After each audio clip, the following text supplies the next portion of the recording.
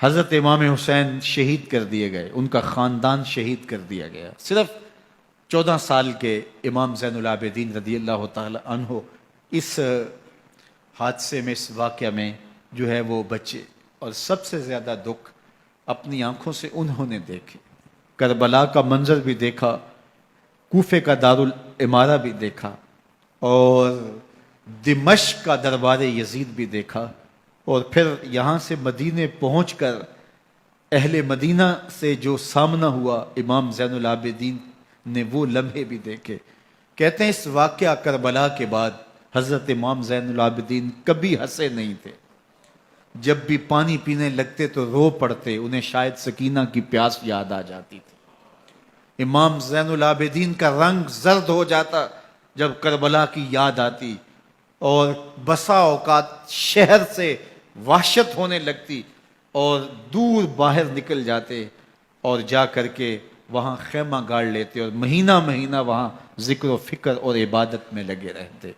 امام زین العابدین کے ہاتھوں میں ہتھ کڑیاں، پاؤں میں زنجیریں، اور اونٹ پہ باندھ کر کے جب حضرت امام زین العابدین کو شہیدوں کی لاشوں کے قریب سے گزارا گیا تو غشی پہ غشی طاری ہو رہی تھی امام زین العابدین پہ، اور وہ گھڑیاں بھی امام زین العابدین پر کتنی دردناک تھیں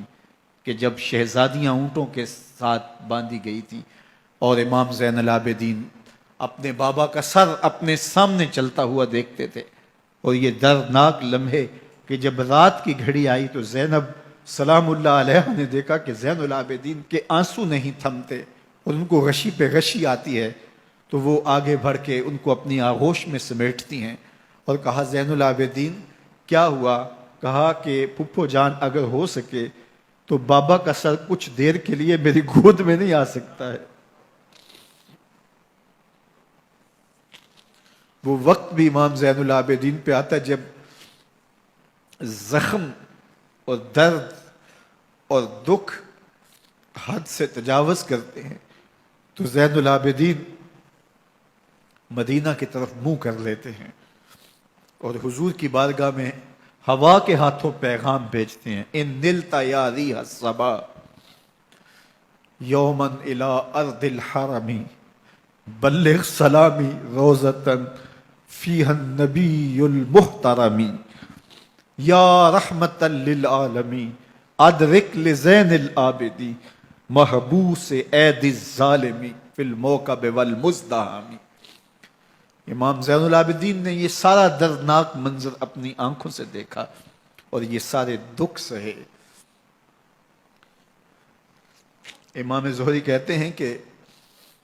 ولید کے زمانے میں دوبارہ امام زین العابدین کو پکڑ لیا گیا